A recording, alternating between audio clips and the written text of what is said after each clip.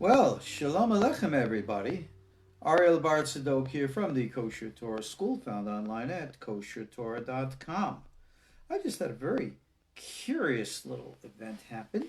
I was just about to begin this class and press the button to start, and all of a sudden, my connectivity died. Woo! This is a class about protection from evil, fighting the occult wars. Going to talk about occult mechanics, and all of a sudden, something strange just right from the beginning starts. Hey, you can't make this stuff up. It really happened. I mean, you're probably, as you're watching this video now, normally I have like a little introduction, a description of the video, and have it all written out and stuff like that. And it's gone. Not it's a problem right now for those of you listening live. You'll know what I'm talking about because you're going to listen to me. And for those of you who are watching this video, howdy, howdy. I'll write it in after the class anyway, so no one's missing anything. But you know something? Protection from evil. This is such a, apropos topic for where we are right now in our society, in the world today. I sit here and I have to confess, I've been planning this class for over a month, and yet I'm still a little apprehensive. Apprehensive, not that I'm afraid of anything, but I'll tell you what I am afraid of. I'm afraid of not covering the material properly the way it needs to be covered. And I know a little secret here, which, as you know, I always wing it, as they say. So I'm going to start with a topic which we're going to elaborate, or I'm planning to elaborate on later. As you and I, we all know, our method and mode of communication right now is intellectual. You are sitting, you're watching me, you're listening to my words. My words are in a language that you speak and understand. Somebody's asking me to tell them about Jewish aliens. Not tonight. You hear my words, right? My words are going through your ears. There is a communication at the intellectual level. Now, watch me for just a second on the video. I know, I'm not the most prettiest, handsomest guy to watch, but for 2 seconds, just rivet your attention on me. Okay? It's long enough. How many of you can tell my emotional state? There's nothing there. You can't read it. Right? If I am being elaborate with my hands or my voice, etc., you can read. But if I'm just sitting there, motionless, without any necessary expression of facial features and the like, you can't really read emotions. Okay? Communication is intellectual. We got that? We understand that. Psychic self-defense is not an intellectual process. It is, by lack of a better word, a psychic process. When we learn to communicate, we must learn to communicate not as an intellectual process, but as a psychic process. What exactly does that mean? Well, I'll answer it in one simple word, which you all know, but we have to understand the word. And that word is channeling. We have almost a myth that somehow, in some way, we can open up the mind and something, some other will speak through us. And we call that channeling. You can go into many a bookstore today and you will find an entire genre of channeled literature. One set of books will tell you that they come from the aliens of the Pleiades. Another one will say they're channeled by the Archangel Michael. The other ones are channeled by the Archangel Gabriel. The other one is channeled by an ancient Atlantean warlord. And you got all these other stuff. Now, when you read them from a realistic point of view, you will find that the vast majority, if not all of this genre of literature, is actually, emanating from the imagination of the individual author. Some of the information can be rather innovative, original, almost to the point of brilliance. Yeah, not all channel literature is a bunch of garbage and nonsense. Some of it could be really nice. How do you know what's what? Well, it's just something that you just have to expose yourselves to. And the most important thing, to be able to, as we say in Hebrew, mavdil ben kodesh lechol, separate between that which is sacred and that which is profane. So when we come to communicate, and I say to you communication is psychic, and that we are channeling, what are you channeling? Are you channeling something that is sacred? Or are you channeling something that is profane? Profane, let's just refer to that as something not necessarily of yourself, but of a negative or a harmful expression, regardless if it's from your own personal subconscious or imagination, or from some other force speaking through you. Now, let me give an example. If and when an individual is channeling, as they will say, some entity, I'll give you an example. Many years ago, I had a student who claimed that he was channeling the prophet Elijah, Eliyahu Hanavi. So, in the middle of the conversation that Eliyahu Hanavi was speaking through the mouth of this individual, well, in the Bible, Eliyahu Hanavi was a prophet in ancient Israel. What language do you think they spoke in ancient Israel? Swahili? French? Russian? Mandarin Chinese? Certainly not Hebrew, no? But of course Hebrew. I'm being facetious. If Eliyahu Hanavi, the real one, knows Hebrew, and if he's channeling through so-and-so, he should probably know his native tongue. So immediately I switched to speak to Eliyahu Hanavi in Hebrew. And all of a sudden the, in quote, channeled entity runs a song and dance act why he doesn't understand what I'm saying. Okay. As we say in the language of the Gemara, Salka datach. You are revealed. In other words, then you know it's BS. And when that happens, you just got to know this stuff. When we're talking about protection from evil, I wrote this book as a series of essays for our KosherTorah School students here.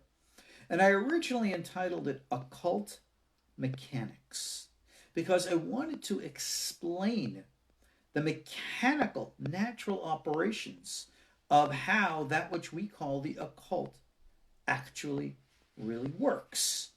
Simply because if you want to work with something, don't you really have to figure out something about it? Now, if you want to drive a car, you obviously have to know how to do that. You might not necessarily have expertise in auto mechanics. You might not be able to dismantle and rebuild the motor from scratch. You don't need to do that to know gas pedal, brake, steering wheel, shift. You see, I take the hand shift. Now I recently rented a car when I was out in LA for Ancient Aliens, and they have these like little turd things. I had no idea what the heck it was. You don't even have keys for cars anymore. Things change. Time flies when we're having fun. I just got another email today from Ancient Aliens wanting to know what my travel schedule is yet for January. NaRaNHay's hearing this for the first time now. So we might be in LA. Yeah, they might be in LA for in next month yet. Who knows? You never know. Ellie is like me, a big fan of exercise and the like, and she is a very big fan of ex-Navy SEAL Jocko Willink, who runs a lot of promotional type stuff. And even though, best of my knowledge, I don't think he is a spiritual man. I don't see a spiritual element, a religious element within his teachings. But his focus on individual responsibility and discipline is very much part and parcel of protection from evil. And like I said, channeling, letting the spirit flow through you, not to have anything prepared. Well, like I said, Ellie just brought it up, and yeah. So something, you go find out Jocko Willink, go Google him. He's got a whole bunch of good stuff. I love this guy because I think it's on Facebook. He wakes up like at 4:30 a.m. every morning, and he puts a picture of his watch up every morning. You say, I'm up here.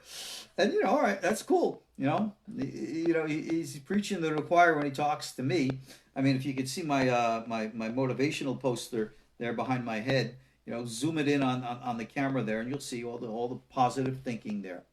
Look, protection from evil is not an academic, it's not a philosophical type of pursuit. It's something actual and real. 10 years ago, I wrote the book.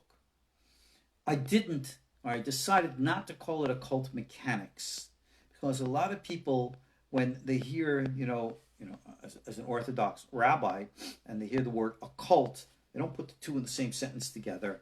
And a lot of people, a little concerned about that. So we changed the name to Protection from Evil. I was originally going to choose a name like Psychic Self-Defense. But years and years ago, Dion Fortune, Violet Firth was her real name, wrote a very good book on psychic self-defense.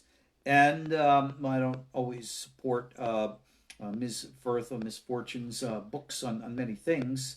Her book on psychic self-defense really does cover a lot of valuable material.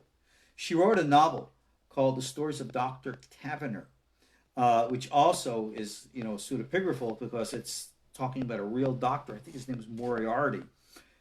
And you deal with a lot of real stuff. For those of you who don't know, I do pastoral counseling. I've been doing it for 30 years. I trained also in Jungian psychoanalysis. And no, I'm not a psychologist. I'm not a psychiatrist. Certainly not. But I do try to understand people and help people to understand themselves.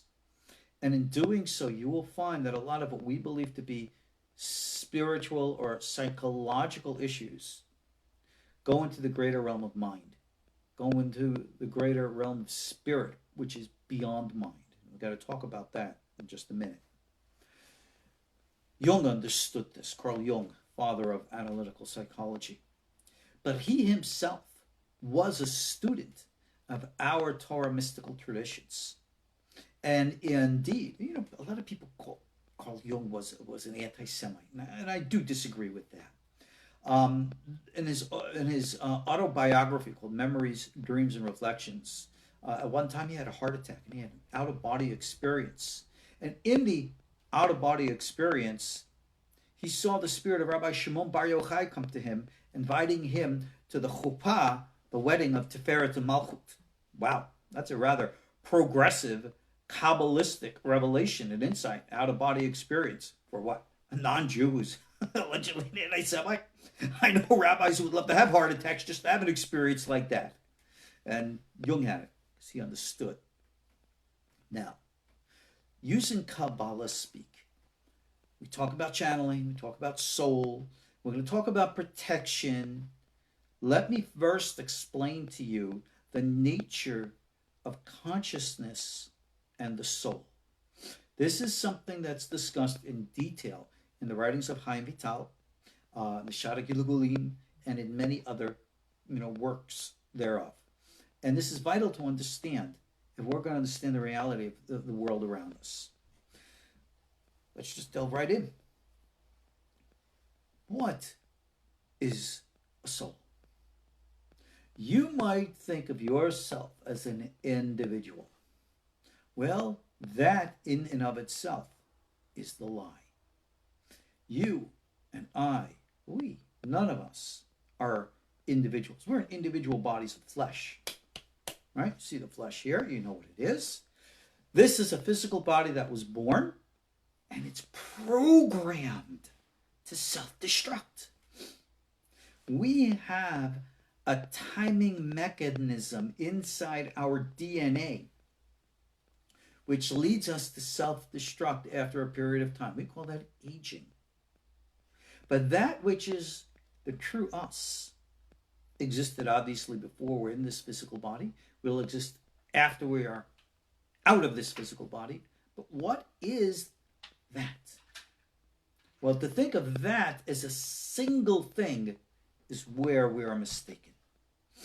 Consciousness is the soul. Let's be blunt. We use the word soul. But as you know, in Hebrew, there are 5 words for the soul. For those of you who know your Kabbalah speak, Nefesh, Ruach, Neshama, Chaya, and Yehidah, referred to together as the NaRaNHaY. Now, everybody talks about it, but no one really gets it. So let me explain to you from the older schools and modern schools. Let's try to put some stuff together. Psychic, spiritual, self-defense, protection from evil begins by our not only being aware of what is a NaRaNHaY, but to become sensitive to it. In my mind expansion meditation class for our private KosherTorah School student body, I elaborate on this a lot. But for this class, remember, protection from evil, it's my book. If you haven't had my book, it's not available in print anymore. You must get the electronic copy, the eBook version of it. It's $18. I'll put a link to it here, whether you're listening to this on the Facebook, YouTube, or Patreon. I'll make sure on my email, whatever it is, I'll make sure you have a link there. You just make the donation for $18 and boom, it comes right to you. But you have to have the book, because I'm going to be quoting to you from the book and then using that like a diving board to jump off to go on to different things. And that's what we're doing right now. So let's talk about NaRaNHaY, the 5 levels of soul. What are they? First of all, recognize that which you consider yourself is a composite. It's a composition of multiple experiences. So, for example, my nose is scratching. What am I doing? Head scratch. I am addressing the issues of my body and the consciousness that is associated with my body. I'm aware of my body, right? I'm aware it's hot. I'm aware it's cold. I'm aware of being comfortable. I'm aware of being uncomfortable. These are all states of the physical. That level of awareness is what we call Nefesh. Your physical senses around you is what we call your Nefesh soul. We think of soul and consciousness as residing in the brain, in the mind. But that's not always so. Because when we're dealing with the levels of consciousness of the body, of the emotions, or of thought, the ancients have revealed to us, not only Jewish ancients, but others as well, that they actually exist. In other words, the centers of consciousness actually exist in other places in the body. For those of you who have never heard this before, this Nefesh soul of which we speak is said to reside in the liver. The liver, as you know, is the place where the blood is purified. It's a place of blood. Does your liver have consciousness? Yeah, it does. Your soul, your consciousness is not in any way limited to any one organ. But Nefesh level consciousness has its anchor in the actual physical liver, in your body there. So, always take good care of your liver, so obviously other organs as well. And this is the balancing of the Nefesh. When we are under psychic attack endeavors to manipulate the way we think, the way we feel, and most certainly the way we act. So if someone wants to sabotage your Nefesh, that is the corruption of your physical body. The corruption and destruction of your physical body, such as the abuse of 101 things. Alcohol, that's effect on the liver, cirrhosis and the rest. Drugs, promiscuity, right? STDs and the like. Think about it. How many people actually get a life-threatening disease from shaking a hand or talking to people? No one that I know. You wash your hands and you're fine. But an sexually transmitted disease? Why? Well, what's going on there? How is it? Why is it? It's an energy thing. And that's what people don't want to listen to today, because we live in a very perverted and perverse, sexually twisted world. But what can you do? Nature will take its course, and the laws of energy will never, ever be broken. Nefesh resides in the liver, permeates throughout the entire physical body, and it connects to the outside world. The outside world, the life force energy. The life force energy of the universe. Others will call it chi, prana, some kundalini. Kundalini is actually a little different. We'll explain that in a minute.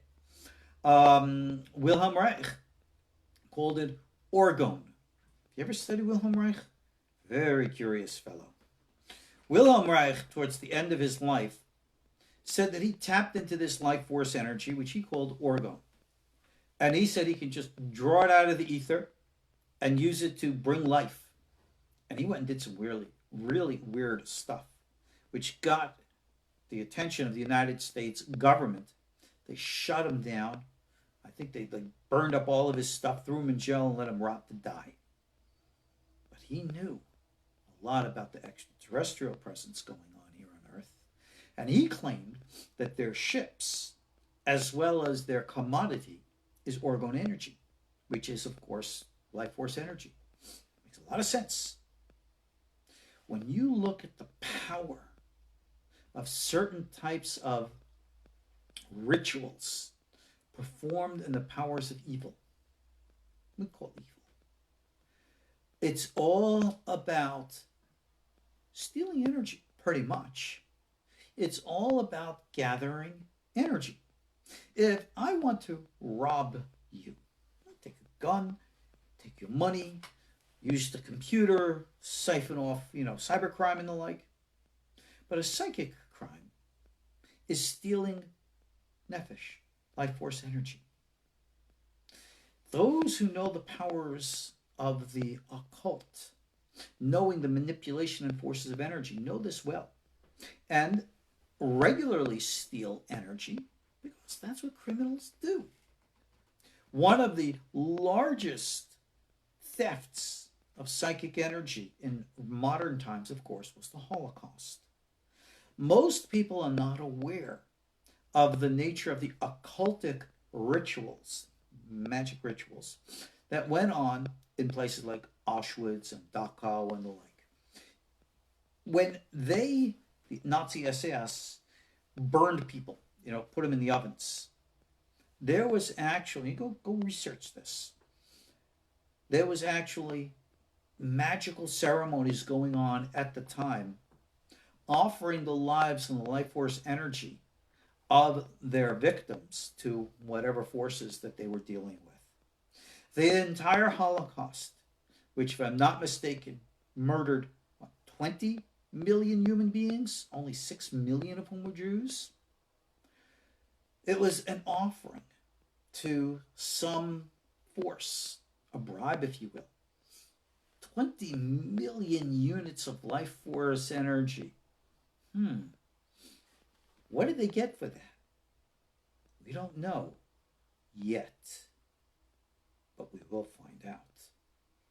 Just as a side note, and don't get freaky now with me, World War II has never ended. And it won't end until what we call Mashiach comes. I'm not going to elaborate on that right now. Go do your Google web searches and look at all the weirdo stuff that's out there. Not all of it's true, but some of it is. And those in the know.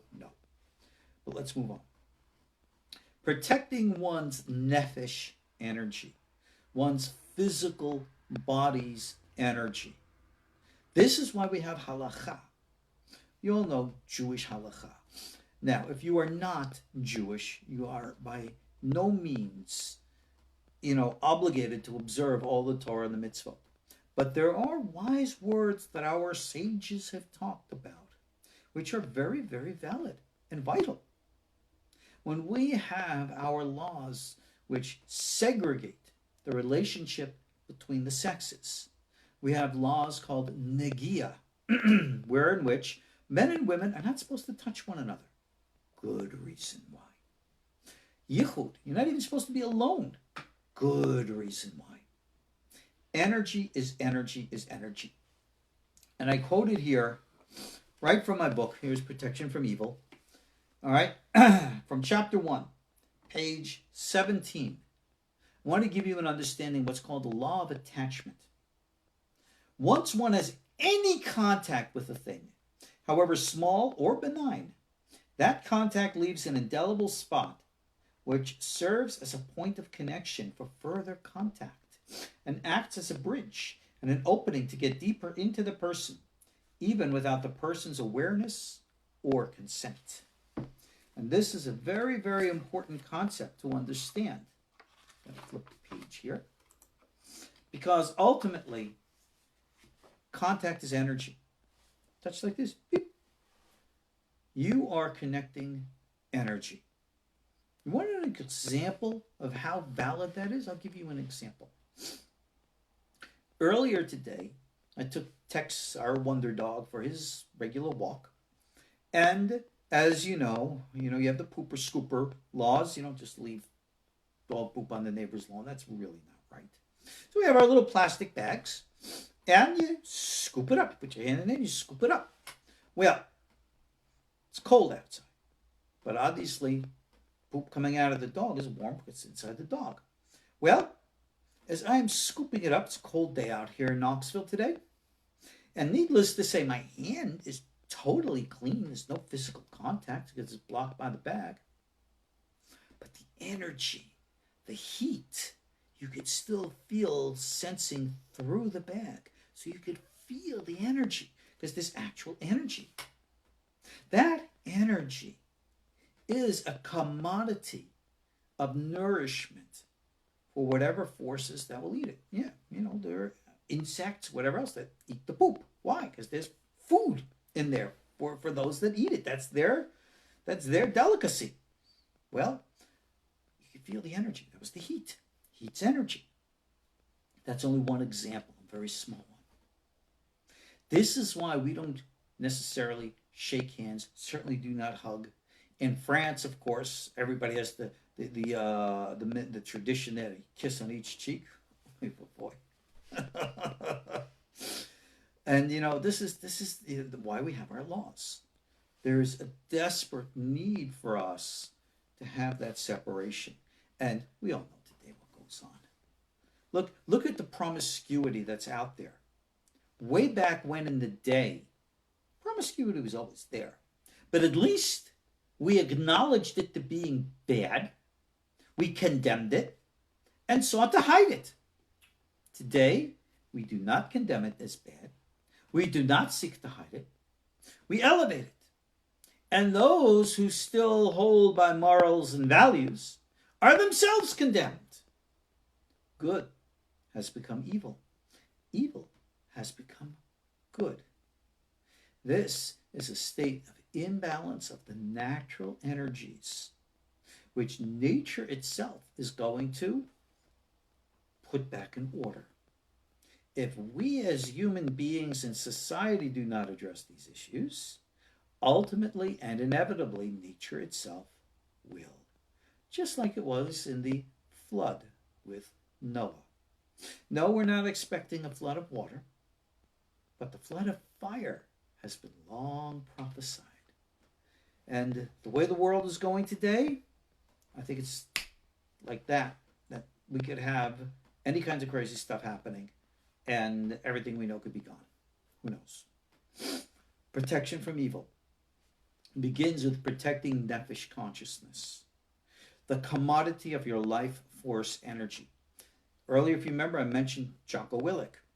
Again, I think he's a spiritual man, but he talks about the importance of healthy eating, exercise, all the proper rigmarole of discipline. That is how you protect your Nefesh. Nothing wrong, according to our Torah traditions, of enjoying the things of this world. But everything has to be with moderation. I don't care if you enjoy sugar, moderation. Alcohol, moderation. Drugs, I'm a very big anti-drug guy. I'm anti-pot. I'm anti all the rest. In my opinion, no good. Medical marijuana, not for me to comment on. I'll let the doctors deal with that. But anytime that your mind can be affected, anytime that you lose control, you have opened up your Nefesh energy, which is a commodity, kind of like having your money left on your table in your kitchen with the doors wide open while you go out for a walk. All right? And leaving a sign, hey, free money. Bad stuff. Can't do that. Now, that's Nefesh. There is a deeper level of energy. That is what influences our emotions. That is what we call the Ruach level of soul. Your Ruach level of soul is how you feel. If you look at the Sefirot, this corresponds to the 6 Sefirot of what we call Zerampin. It is said to reside in the heart. Why? Because that's where it is. These correlations, Nefesh to the liver, Ruach to the heart, are not interpreted to be symbolic. They're believed to be literal. So your emotional consciousness is in your chest. And therefore, emotional consciousness must be balanced. In every meditative system, pretty much from around the world, shamanistic, Aborigine, ancient Israelite, Chinese, Buddhist, Taoist, Hindu, all of them, always, always, always deal with finding emotional stability. All of the traditions have rigid ritual law for physical discipline and conditioning. You will find pretty much across the board the physical rituals of all meditative, religious, spiritual traditions pretty much hold by the same codes of morality. Promiscuity is out. Drug abuse, any kind of abuse is out. Maintaining physical health, all that kind of stuff. That's pretty much around the world. It's universal. In our Torah language, we would call that the laws of Bnei Noach. And yeah, the Buddhist, the Taoist, the Hindu, the Native American, the Aborigine, the shamanistic, they're all everybody's pretty much on the same page with all of these things. It's energy. You just read the energy and you get it. Emotional balance. How many of us today are emotional wrecks? All right? Disasters. Everybody's nuts. Why? Why do we have such a tidal wave of emotional imbalances? The answer should be clear. If your Nefesh is weak or stolen or gone, and your physical is in a state of imbalance, then the emotional which anchors to it is equally imbalanced. In our Torah tradition, the emotional is, again, related to the Sephirah Tiferet. All the 6, but Tiferet is the heart. And Malchut is the physical, and they're connected up and down. One's bad, the other's bad. That's why Tiferet and Malchut are always referred to as husband and wife. Your emotional state and your physical state will equally be balanced or imbalanced. And that is why in our meditative traditions, we always seek emotional balance. In the Kabbalah, this is called Tikkun Hamidot, the correlation of the 6 Sefirot of the Zeir Anpin. So it is vital that we learn to control our emotions. No, it doesn't mean that you're non-emotional, you have no emotions. We're not stoics, we're just in control. It's a big difference. It's like having the weighted pendulum in the center. Does it swing from side to side? But of course, it's always natural to go to side. That's life. There's always movement. But it doesn't swing around and go crazy, which then destroys everything. Everything's in balance, harmony, and movement. So, this is what we call the two forces. And this is vital to understand. There are two forces in the universe. We call them in our Kabbalistic tradition Hasadim and Givurot. That's based on the words Hesed and Gevurah, but they're not the Sefirot of Hesed and Gevurah, which means mercy and severity. Let's explain. That power which we call the Hasadim, the Heseds, this is the power of growth, life, expansion, harmony, peace, balance, good. This is the natural energy of the universe, the Hasadim. It comes down to create the Garden of Eden within ourselves.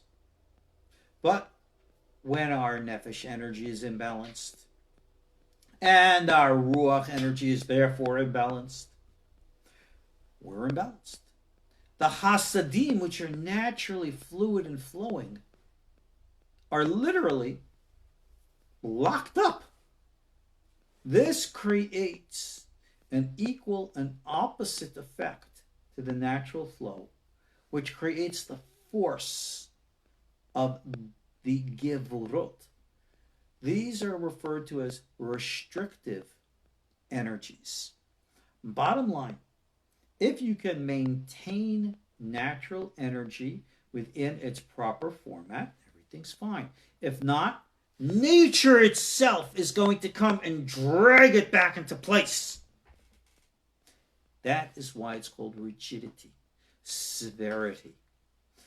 Severity is a natural check in the forces of the universe.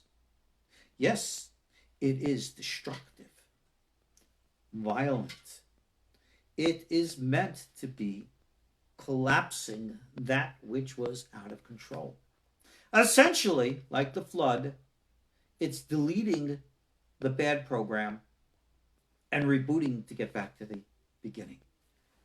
The Gevurot are forces of nature whose job it is, whose purpose it is to realign and restore balance. So that is why you will see when people manipulate the Gevurot, they're doing this as well as manipulating the Hasidim to dominate and take control. Bad. This is what happens when we allow energy to be stolen. Hasidim, natural flow of the universe. Gevurot, the natural response when the Hasidim are not allowed or not given to flow in their free and properly disciplined form in nature. All in the heart. So we learn to balance proper forms, proper restrictions with proper freedoms, proper movement. Devar be'ito matov. Everything in its time and place is good. There is nothing wrong and everything right with the proper indulgences and enjoyments that we have in life in the proper energetic place. You don't need me to give you great examples about this. Fire. Fire in my oven to warm my food is a great thing to have. Fire in my fireplace to warm the house is a great thing to have. Fire in the forests around Los Angeles, burning down people's houses and killing people, that's bad. Right? You obviously understand these things. You don't need me to elaborate. Everything is both good and bad. Hasidim, Gevurot, depending on how we choose to use it. Moving on. The power of the mind. Brain. In the brain, you have the rational intellect. We all know what that is. We're communicating using it right now. This is called neshama. It resides again in the brain. But the neshama, which is the thinking soul, some would call it the Nefesh sichlit. The ancients called it the thinking soul. Well, the Nefesh sichlit, the thinking soul, exists in the brain. And its job is to look and receive information from the outside world.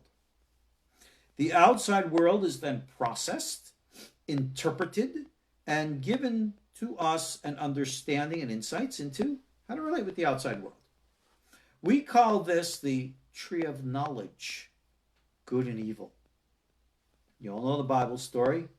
We're supposed to eat that fruit. There's a big teaching on that.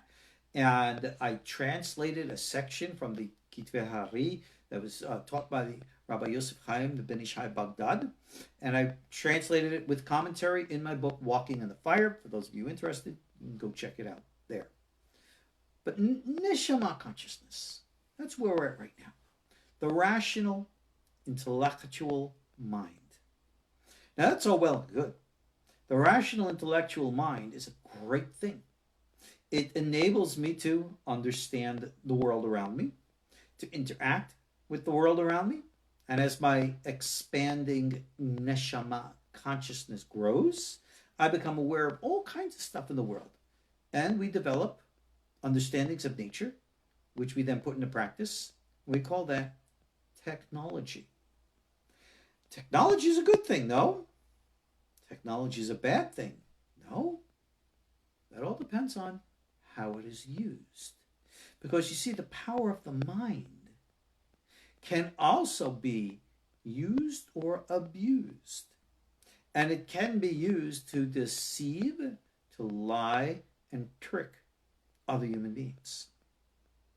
We are developing now a level of technology, the likes of which is pretty much geared towards rising to that next level of consciousness, which we'll get to in a minute, called the spirit realm, in which we're trying to gather all the knowledge in the world together and put it at our fingertips in the internet.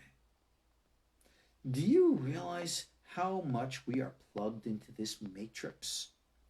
Do you realize that every time you are on the computer, every time you buy anything, do a web search, listening to this video right now, your actions are well known. They are sent through the ethers to whatever data mining collection that they have out there. And from what I heard recently, there are these companies out there that have at least 5,000 points of personality identification for pretty much every citizen. And they use this to predict your behavior. If they're using this to predict your behavior, you can rest assured that they will endeavor to control it.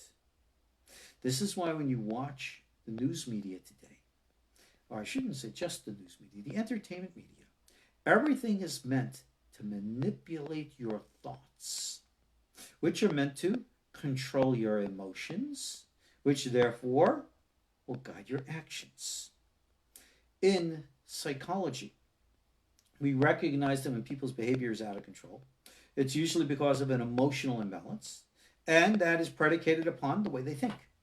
So there's a therapy called cognitive behavioral therapy, which is based on a very simple principle. Change the way you think, changes the way you feel, therefore changes the way you act. Good principle. But the people who know the nature of the influence of the mind have used this to deceive, to lie, to direct people. And all of this is the nature of the activity of the occult. Throughout the centuries, masters of mind manipulation have always recognized how they could easily manipulate people and how thoughts are contagious. Just the simplest thought, especially those powered by emotion, can manipulate at a national, if not global, level. Oh, you want a biblical example of this? How about the episode with the 10 spies who went up to the land of Israel and came back and started crying like babies, saying, oh, we can't do this, we can't do that. And the words and the emotions of 10 individuals affected the minds, infected the minds of 600,000. 10 to 600,000. And that was just by verbal communication. Look at our society today. Remember I gave the example earlier about promiscuity? How at one time, it was always there, but we knew it was wrong. We didn't propagate it. We didn't promote it. We didn't elevate it or exonerate it. But today we do. And today we say, that's not only not wrong, that's right. Accept it. And we see all kinds of new types of relationships and things in our entertainment portrayals and the like to try to change the way you feel about things, which will then change the way you act. And therefore you are subject to the control of the global philosophy. This is not just something that's happening today. The Nazis were masters of this type of manipulation. They used their movies, their music. Hitler, you ever see his speeches? The way he raises and closes his voice, raises and closes his hand. He used to practice that in front of a mirror. It was all acting. And he was able to hypnotize a nation. And to this day, there are many people who are still hypnotized. Now, there are people today who claim that they're Nazis. You know what? Most of these people claim today that they're Nazis aren't. Why? They know nothing about National Socialism. They wouldn't be able to tell you anything about the actual politics of what a National Socialist Party. Just, yeah, we hate the Jews. That's not National Socialism. There's nothing to do with National Socialism. People don't understand. Their minds are manipulated. What do you know? This is where protection from evil comes in. You have to control your mind. But your mind is subject to manipulation. That's why it's called the tree of knowledge, good and evil. So, the physical level soul, called the Nefesh, is in the liver.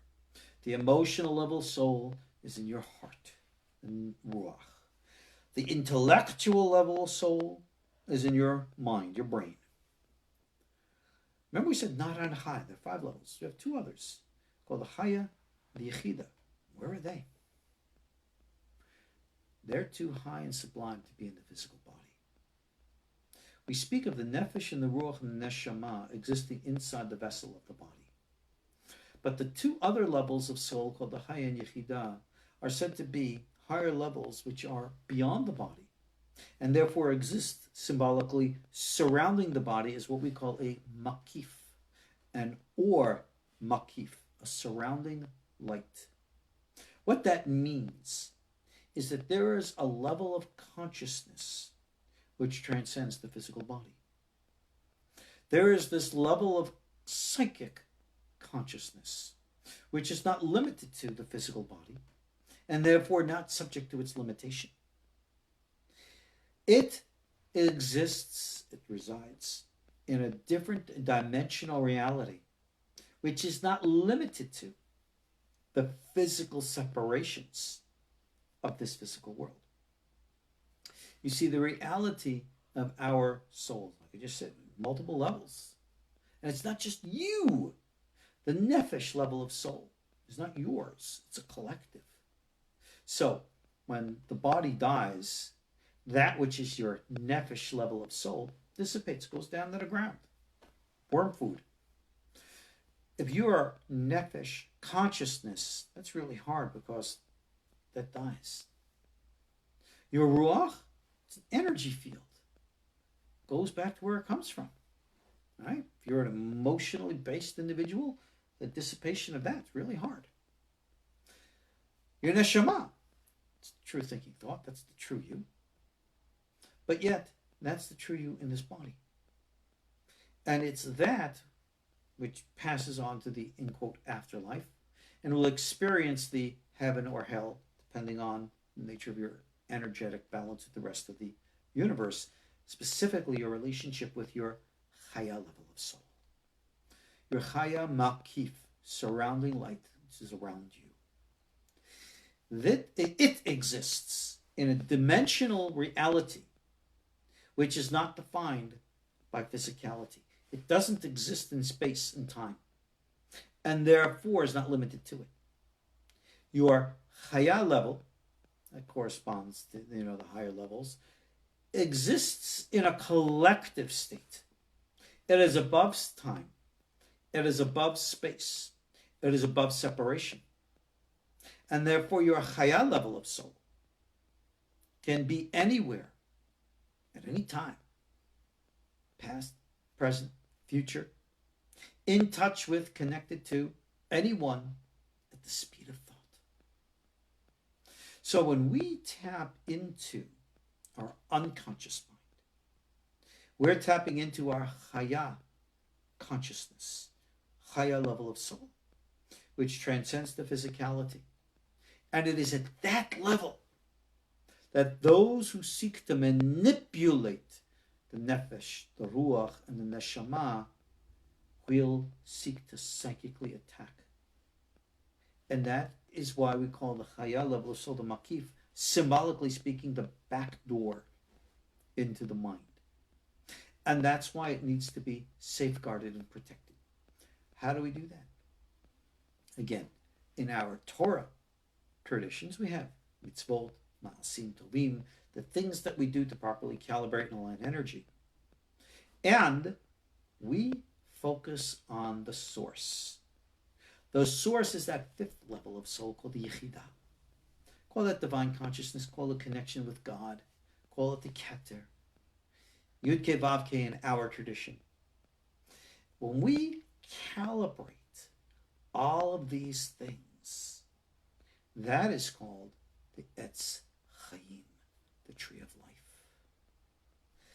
As it's explained, when we came into the physical bodies in which we exist today, we were meant to be anchored to these higher levels of consciousness. But by eating that which we call the tree of knowledge, good and evil, we lost that higher connection. It's as if we turned our back to it, and all we see is the backside of it, like the shadows against the wall, using the example given by, of course, Plato.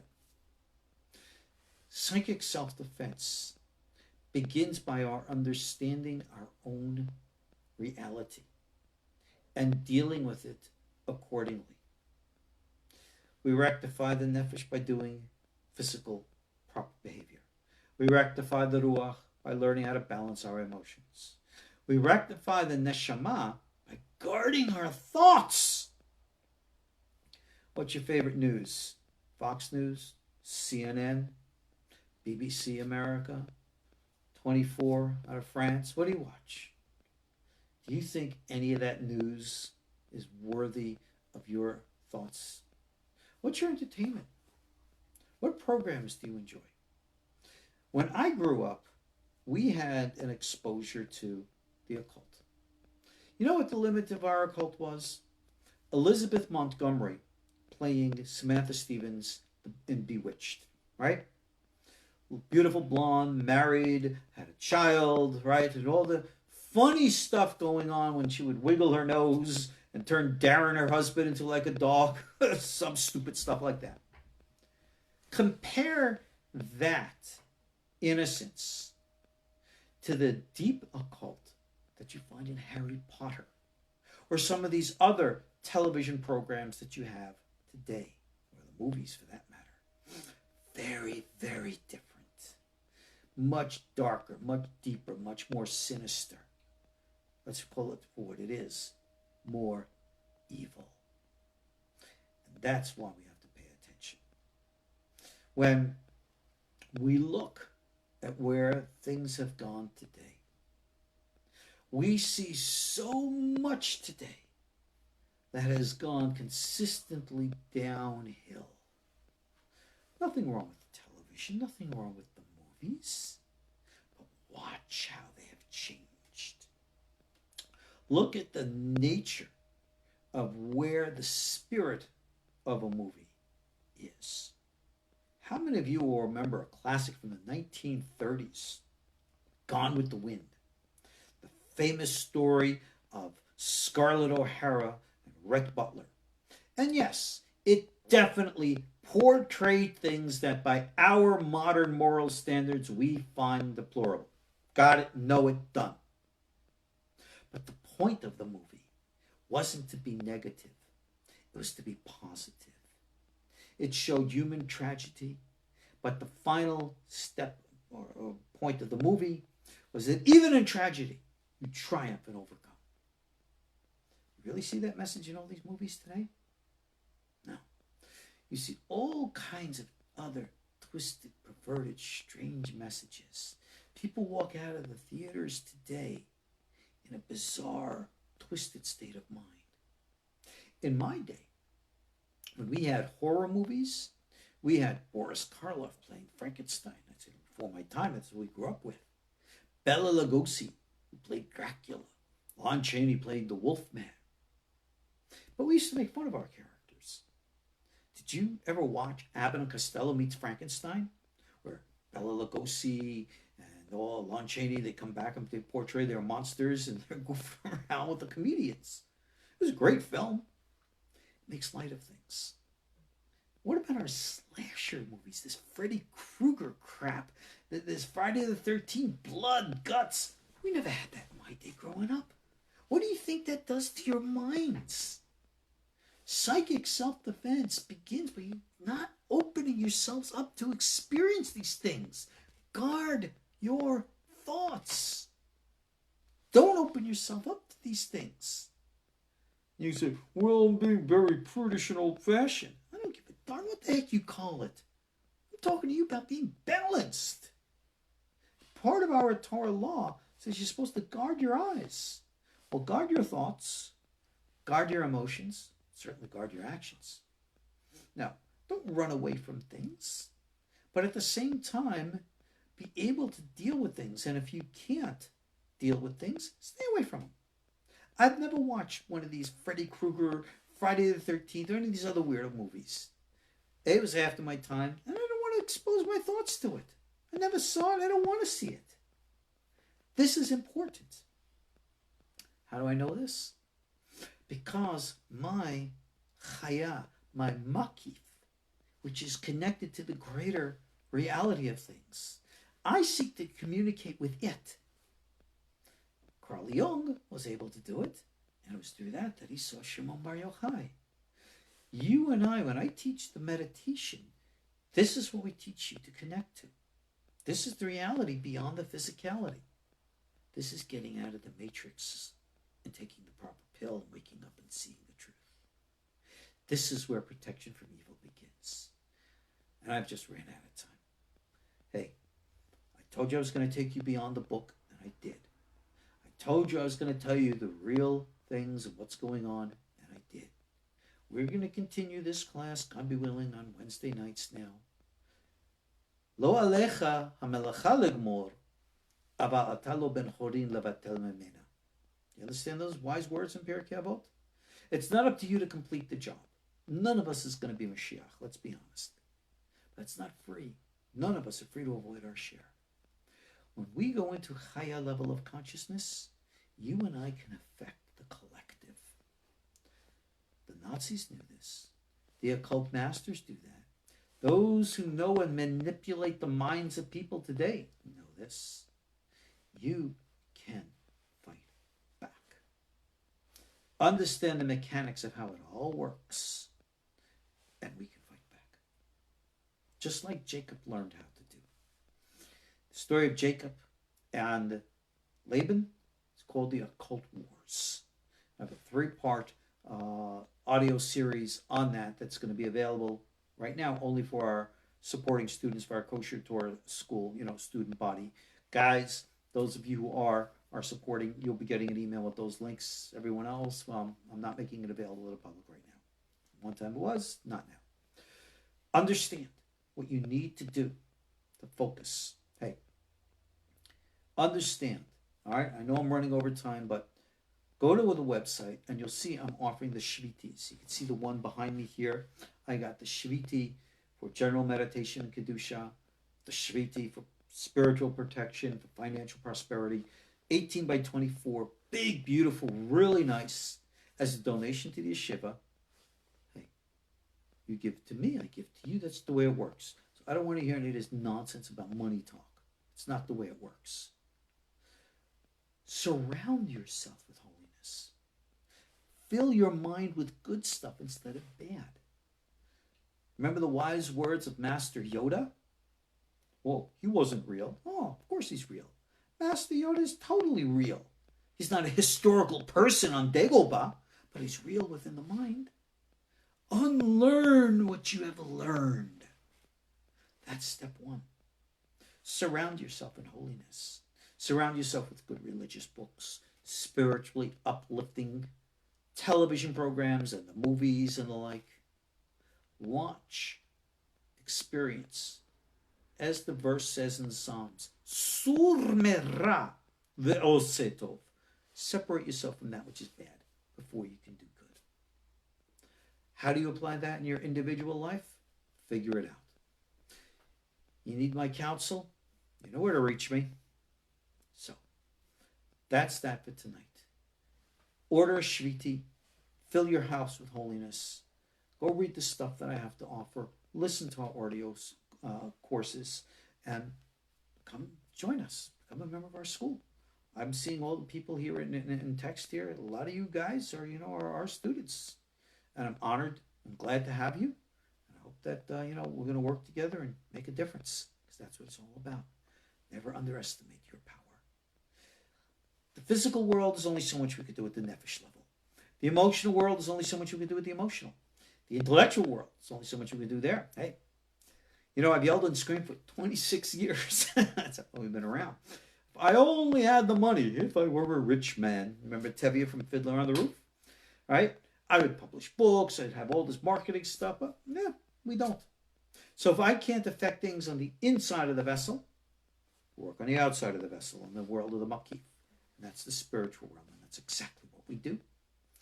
As I said, we've been around for 26 years, and so far so good. God bless. We'll have another 26 plus years to come. On that note, let's conclude. God be willing, I'll see you all in our next class.